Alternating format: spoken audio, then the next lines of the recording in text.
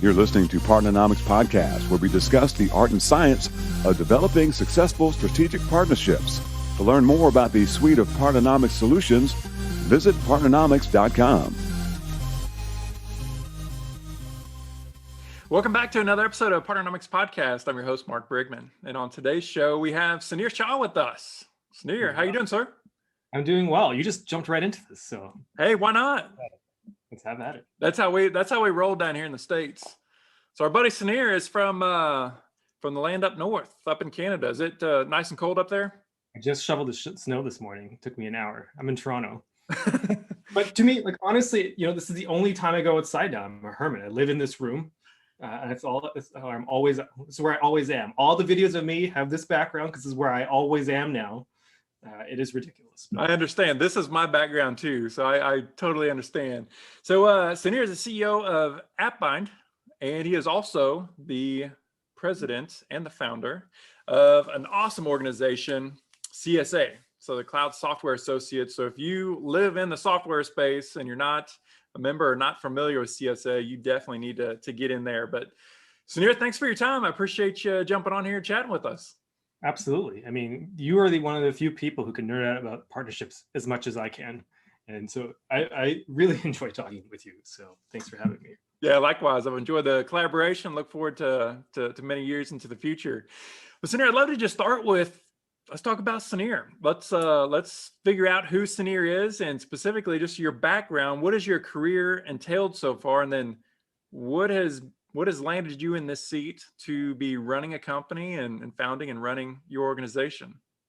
I think we should give your audience a little bit of a disclaimer. I was just saying this in the prep, that he gave me a questionnaire beforehand.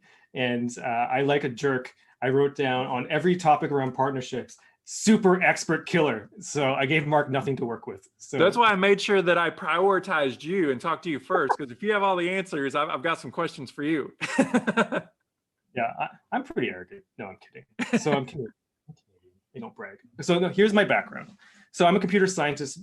That's my soul. I started coding when I was 4. When I was 16, I had the opportunity, but I didn't take it because my parents said absolutely no to go work for Microsoft on the Windows NT kernel, because I was like really deep in the weeds of like embedded systems programming when I was 16. I had a good childhood in that way, I guess. I don't know. It wasn't not the coolest, but it was fun for me. But anyway, if I did that, I would have been a Microsoft millionaire. We would never be talking. I would be flying planes or something. That wouldn't be all bad. Yeah, it'd be pretty good. I tell my wife this every so often. She said, "But you wouldn't have met me." I'm like, Microsoft millionaire? But what happened was, I really started my career. I was 18. Like literally 2 days after high school graduation, I was out of there. I grew up in a town called Deep River, Ontario. And it was a small town, a nuclear research town, kind of like Lawrence Livermore. And it was great. I mean, great technology was there. We had the internet was there from the early days, so that helped me get on board. But small, and I wanted to get out of there and see what I could do. And this is during the .com, like 1997. So I started working as a software developer when I was 18, actually at this Microsoft shop. They were doing licensed software. And even then, when I was 18, I was naive, but, I could see how it worked. And, it was a small place. The salespeople and the president were like next to me. And, I cut my teeth and I set my expectations for the industry based on, it was just like any contracting job. Customers would come to us with a problem and we would go and find the parts, like whether it's a computer and the networking or the Windows licenses and SDKs we buy all at wholesale, make a system, implement it, sell the training services, and get the maintenance contracts. It was just like a general contractor, like for the last 10,000 years of human history. That was all pretty normal. I mean, just like a general contractor would renovate your house. Maybe it'll ask you what color carpet and tiles you wanted, but they would get all the drywall and the wood and the tacks and the pipes and the conduit and everything. You wouldn't think about it. And then, as I grew up, I ended up in marketing through, I like to say, a series of unfortunate life decisions. But it was motivated to figure out what was going wrong on the business side of .com. So I migrated from, I kept asking, let me talk to more customers. So I ended up in marketing out of the software development. And I started the marketing teams at FreshBooks and then actually later Olark Live Chat. But I gravitated towards partnerships. So Olark, if you don't know it, is an invoicing tool for creative web agencies and freelancers. And these, of course, are service partners, is how many of us would think about them. So I've talked to probably 10,000, agencies in my career, and also like, MSPs and IT consultants, any of these service partners. What really blew my mind when I was at FreshBooks was, as soon as I was working with these companies, first, they were all suffering because of the subscription era. Like, it was harder for them to find channels for revenue.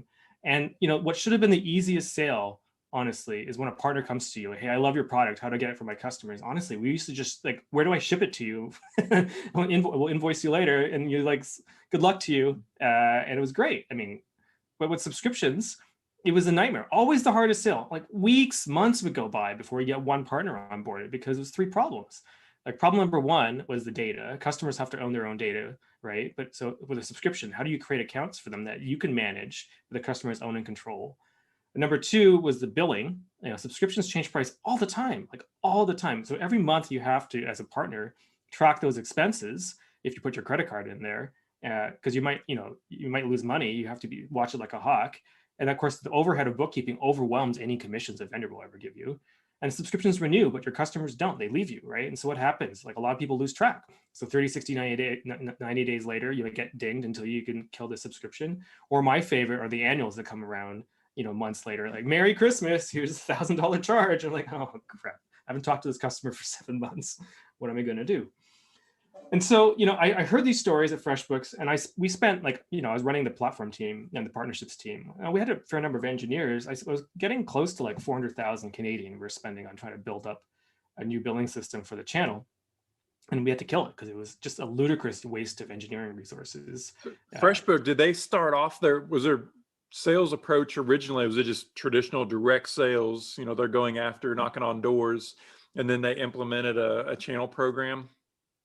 Well, I started the marketing team there. And so it was all digital, you would think. But actually, we spent a lot of time, funny enough, knocking on doors. Not literally doors, but I spent the first year and a half there, literally flying to like every place in the United States. I've been to like 20 of the top 25 metropolitan areas in the United States.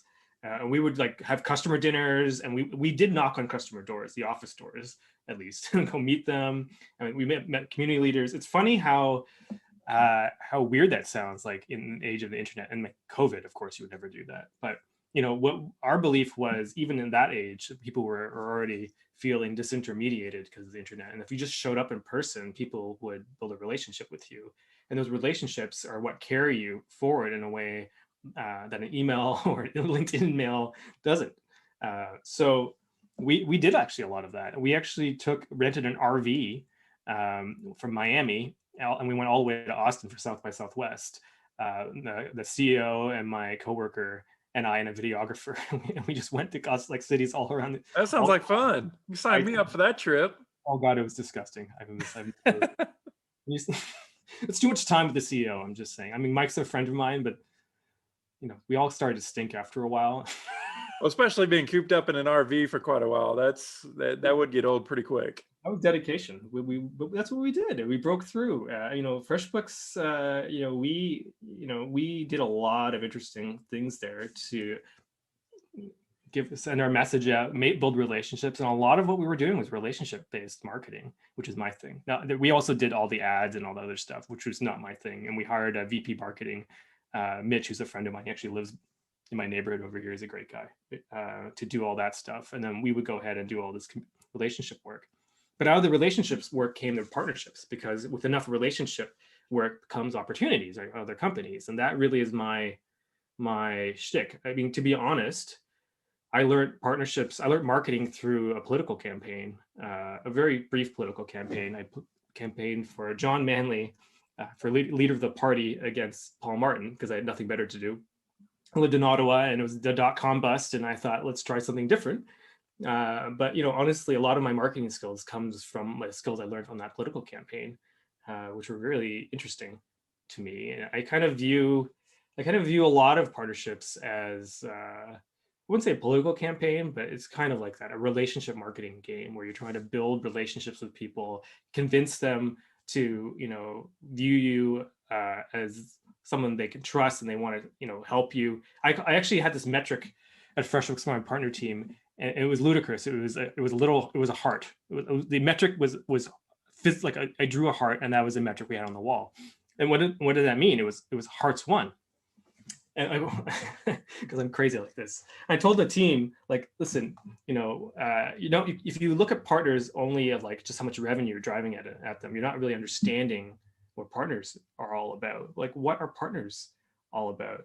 The customer, it's like it's crossing the chasm, right? So if you read Jeffrey Moore, a market is a defined group of people who refer to each other for purchasing decisions. Those references are not just word of mouth marketing. They're like wherever the customer looks for information related to buying. So it could be a magazine, it could be a search ad, it could be a Reddit group. Sure, it could be word of mouth. It could be a service partner. It could be another piece of software that they're using. It's wherever they're looking. And some of those reference points are other companies that you need to negotiate with on a relationship level. And that's where the partner team fits in. If you can't buy an ad or you can't buy your way in there, you're going to have to like build a relationship. And so, what you really want is for those reference points to recommend you to the customer, and you can run tactical campaigns with them, right? But when you've won their heart is when they will of their own volition recommend you to their customers because they like you and they just think of you first, and then you've won their hearts because you've won them over. And once you've done that, then it snowballs because they recommend you to other people like them, right? And then you start building enough momentum. You can't beat a company that has won the hearts of the market. I mean, think about that. Like, you can't, absolutely cannot. And there's only one team at your company who's capable of doing that, and that's the partner team. And it really breaks my heart looking at partner teams who are valued at just dollars. I'm like, yeah, but the problem is your partners, you've imagine treating your it's all like dating. So to me, imagine treating your partner as it was just, let's be nice on this podcast, just dollars, if you know what I mean. They're just not gonna... income. Yeah. Just spousal income. Yeah, in and out come. There we go. So if you just treat them like that. Yeah, it's interesting that you point that out. I actually recently was speaking with Jay McBain, a great resource for us partnering professionals, and he talks so much about the ecosystem. And, what I hear you saying is business leaders need to understand the ecosystem or ecosystems that they're playing in.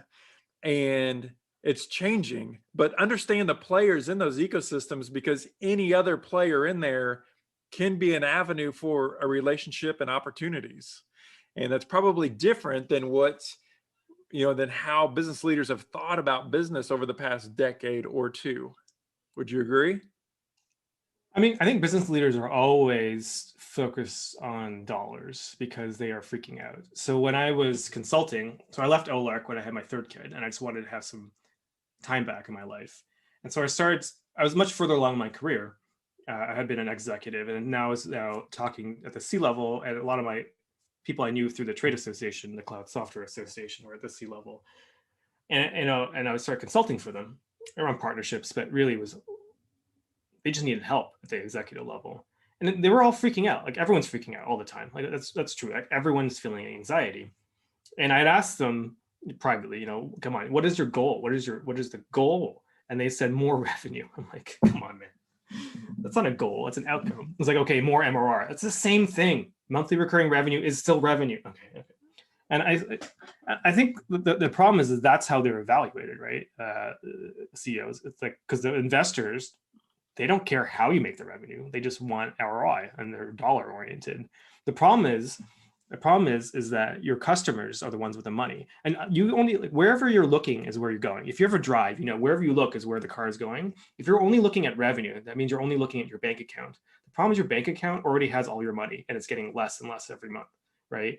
So the place to look for more money are the customers, and to be truly empathetic with them.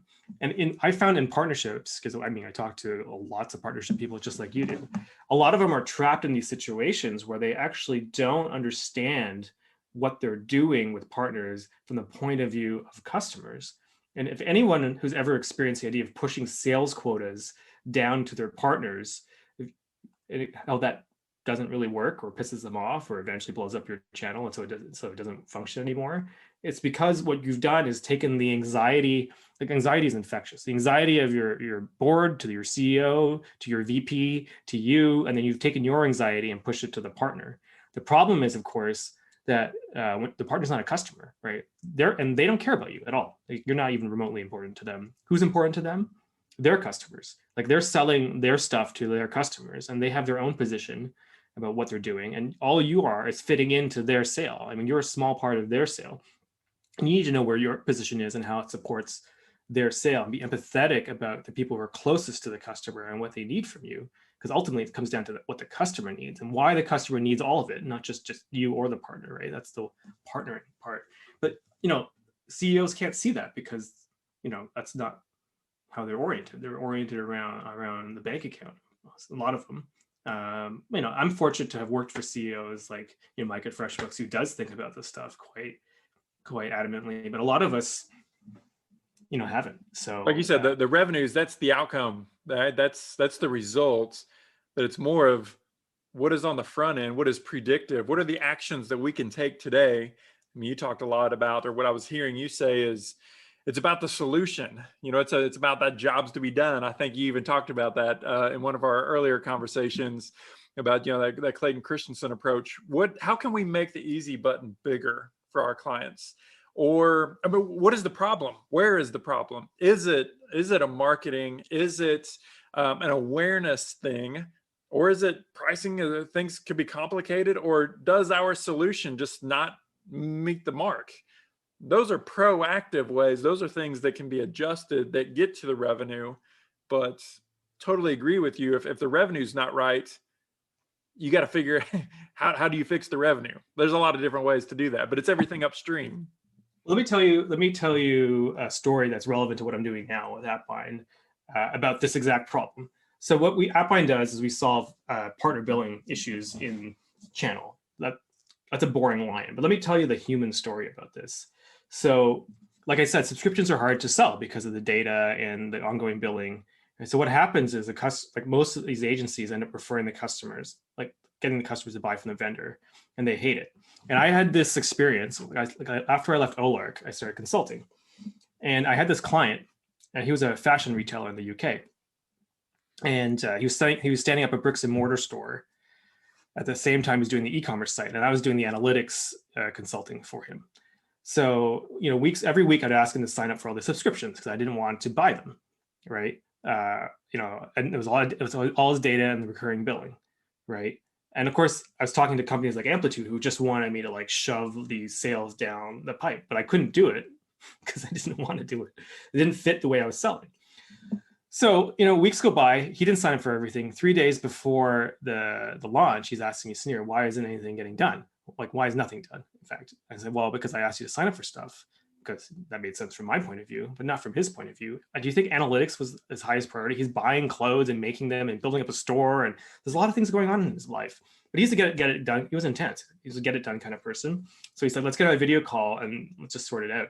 So I'm on a video call and I effectively infantilized him. I basically said, click here, put your email address in here, put your password in here, put your credit card in here, now put my email address in here to invite me, step by step.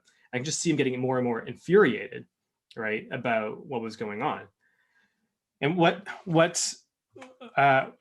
he was telling me, and he basically yelled it at me, was his expectations for me was that I would just take care of it. He said, Sunir, my plumber is not making me buy my own pipes. You're working with you is generated more work for me than, not working with you. This is something you should have done. And he was very clear, like what his expectations were.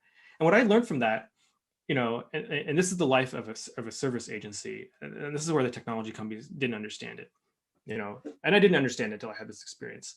It's like my job was to take this anxiety and pain away from the client and just deal with it. I was supposed to take care of the customer, right? And what instead I said no. I refused the call. I didn't want to do it because it was risk for me. I didn't want to take it on, right? And I just made it riskier for the client, and I made it worse for the client. In fact, that I helped him, and so he got mad and he fired me.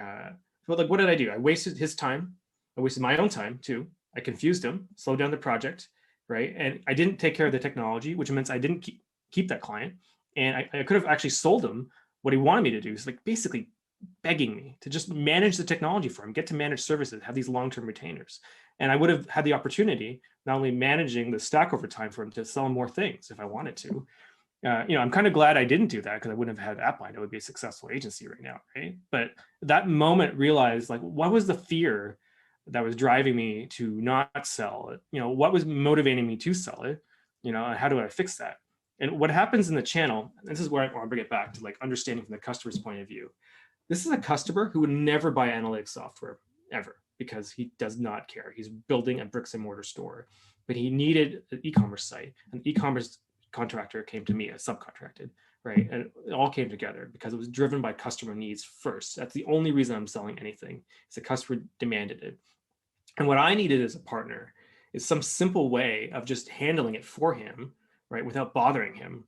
And what SaaS companies always demand is a direct relationship with the customer to bother that customer. The customers just can't handle it. Like, can you imagine like a gasket company telling the plumber, no, you can't sell the gaskets to the customer. You have to get them to talk to us. I mean, your goddamn gasket. It's a gasket. It's a rubber ring. I mean, what's going on? It's a simple piece of technology. Like, why are we talking to you? Something I can handle. And like, there's all sorts of crazy things that happen in subscription land. Like, a lot of these enterprise sales, inside sales team, they do haggle pricing, which is hilarious to me. So they haggle for no reason. Everyone knows they're going to knock the price down. It's always a game at the end of the quarter. Like, okay, whatever, right? They haggle price, but then they expect to do the same thing in the channel. But the channel is selling time and their service, and they're supposed to take care of things to the client without bothering them. So you give them a sales motion that is completely antagonistic to their fundamental function in the channel. And these channel managers, like, how do I solve this problem? Well, you have to go to sales, and you have to have rack rates that they are predictable. They're just like, here's the grid of prices, and that's it.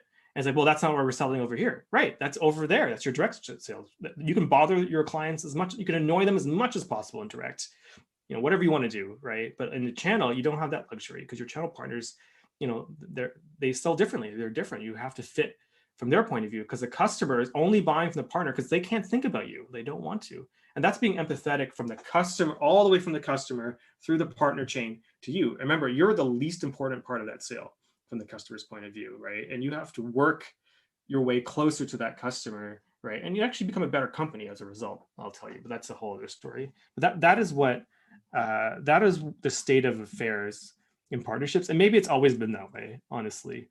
But that's something we can improve. I mean, why do we need to continue making those same mistakes? That's kind of my question. Is that experiences that you went through, is that the impetus of AppBind? I mean, is that Absolutely what you saw problem? This is a way that we can solve it, and then you, as an entrepreneur, you started heading down that path to give business owners an easy button. Absolutely. I mean, all these service partners want is to get these managed services and to be able, and more importantly, to take care of their clients. They just want to say yes. They want to stop saying no. They want to say yes. And the problem is that they're terrified, legitimately, of getting stuck in the customer subscription mess, because it's awful. It's an awful experience for everybody, right? And so what AppBind does is, the simple mechanic is, you don't ever want to put your email address or your credit card in a customer subscription. So what we do is we create a virtual email address and a virtual credit card that you can put in instead of your own, right? And then it forwards everything to you and your customers so that you can manage it, but the customer owns and controls it.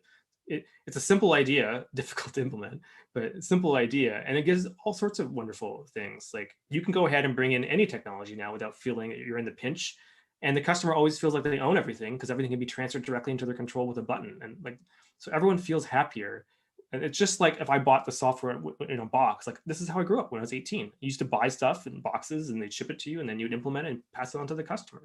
With AppBind now, that is again possible, right? And the way things are supposed to be done.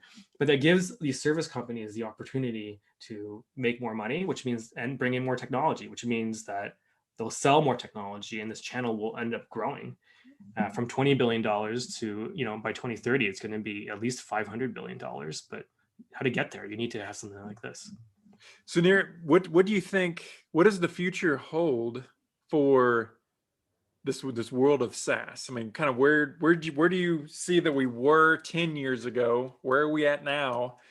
And then from your seat, how is that going to change over, say, the next 5 years or beyond? So here's an interesting thing. So I'm raising money for AppBind right now. So I'm talking to a lot of investors. And there was one investor.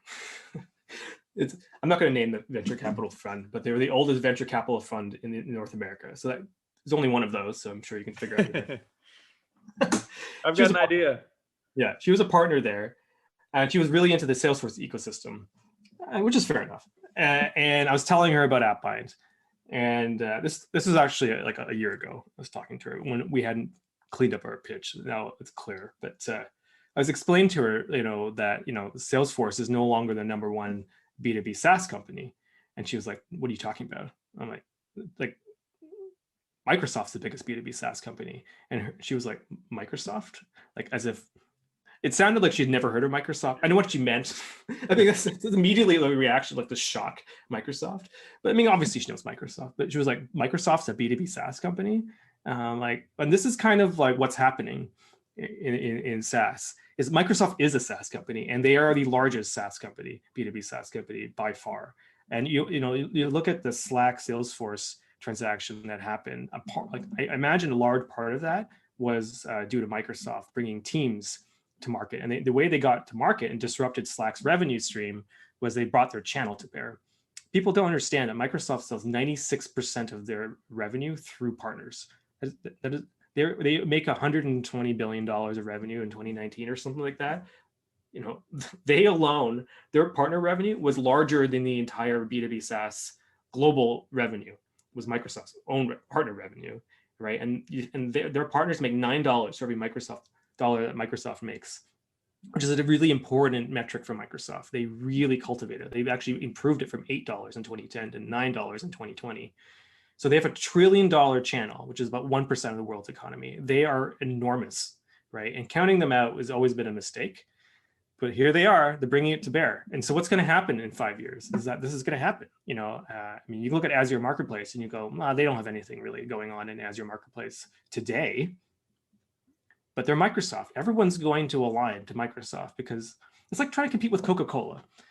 So Pepsi was able to compete in the United States because they figured out how to get distribution in the United States. But no one can compete with Coca-Cola because Coca-Cola is the only company that can send an atom anywhere on this planet whenever they feel like it.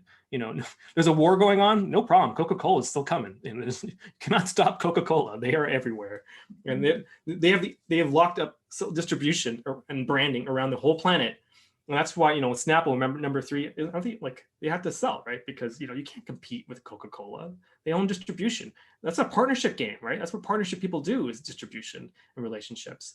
So what's going to happen for SaaS is that SaaS has been forced to go direct sales and direct marketing because customers have to buy subscriptions directly because they were non-retailable. These subscriptions are non-retailable, but this is not sustainable. You can't phone and email and advertise to everyone on the planet. Like, even though we have a global market, the growth of SaaS has been slower than software in the 1980s, which was only in the United States.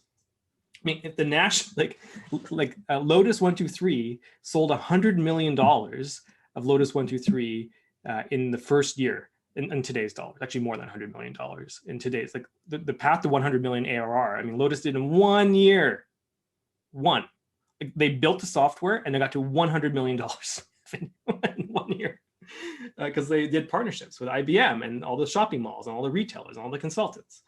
And that's not happening in SaaS, right? And so what's going to have to happen is that the channel will have to form. It's going to form. It's not going to, you can't have a $300 billion global market just lay over and die. I'm sorry, if Nicholas Carr is not correct there. It's going to fight back and it's going to win because humans are humans. You're not going to buy direct. If you're in Indonesia, you're not going to call up a company in San Francisco, expecting support. It makes no sense. So that's what's going to happen. Yeah, I think you're exactly right. Sunir, I want you to talk a little bit about the Cloud Software Associates that you formed. Kind of what, why did you form it? When did you form it? And what is the value that the members can expect to get whenever they come into that platform? Yeah, so the Cloud Software Association, and you can come and join at cloudsoftwareassociation.com.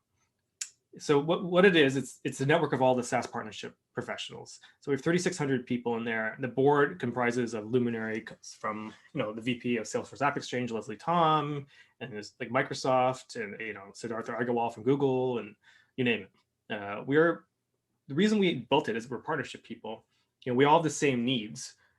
We need to know everybody. We need an instant network. We just need it because we trade on our relationships.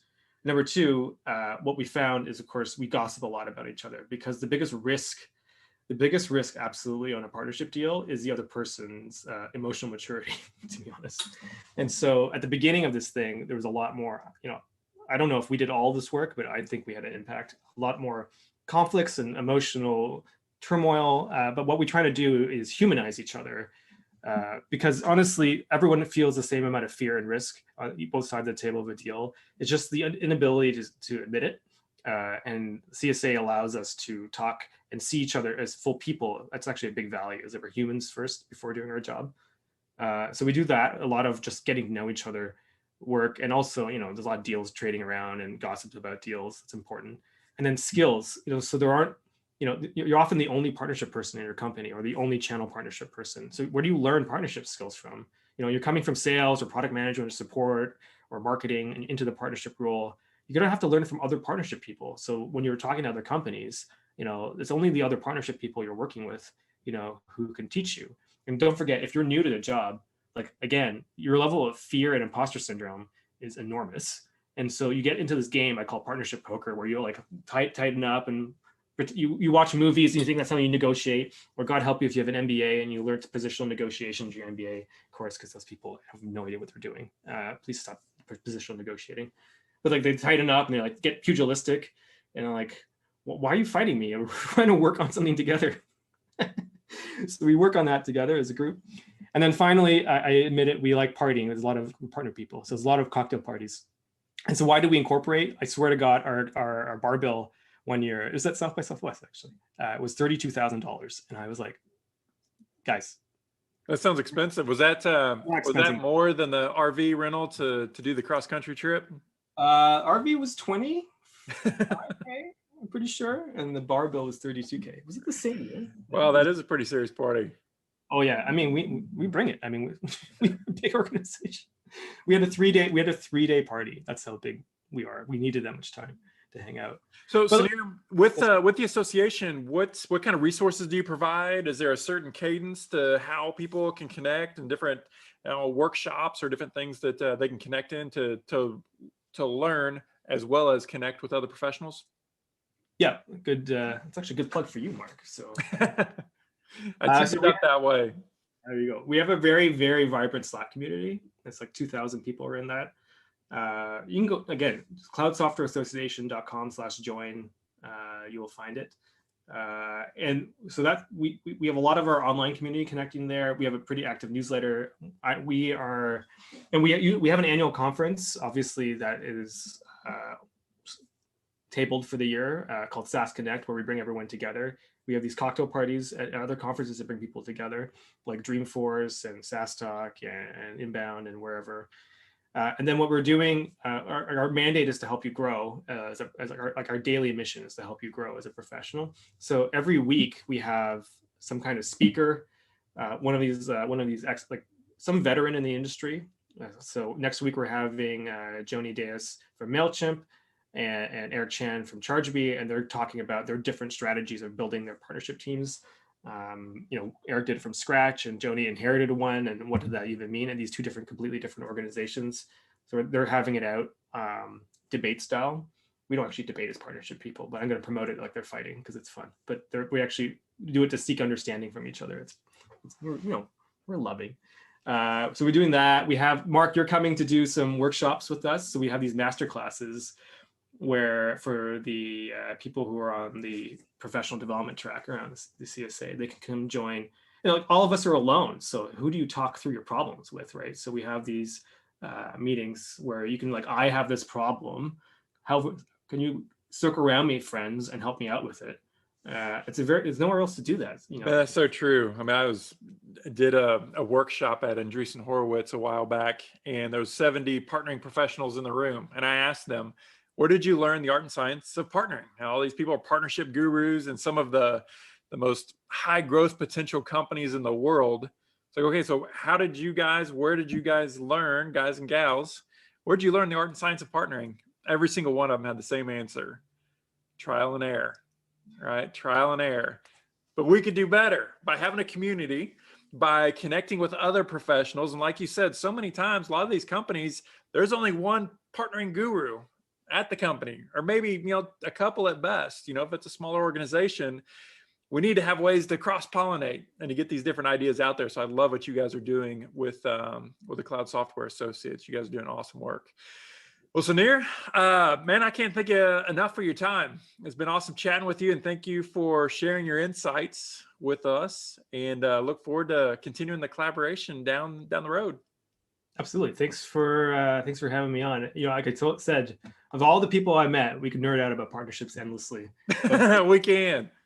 What I appreciate the most about you, though, is that you appreciate the human side of partnerships, which is, I think, the most exciting part. So, well, man, it's I can't take credit for saying this, but we always say companies don't do business with companies. People do business with people, and it's all about people. It's about those relationships, and that's what makes the world go round. That's what makes companies grow and organizations grow. That's what we believe. So, Sunir, thank you, sir. I appreciate your time. Thank you. Appreciate it. Thanks, buddy. Partnernomics Podcast is brought to you by Partnernomics. Learn how to leverage the power of partnership. To listen to more episodes of Partnernomics Podcast, visit partnernomics.com.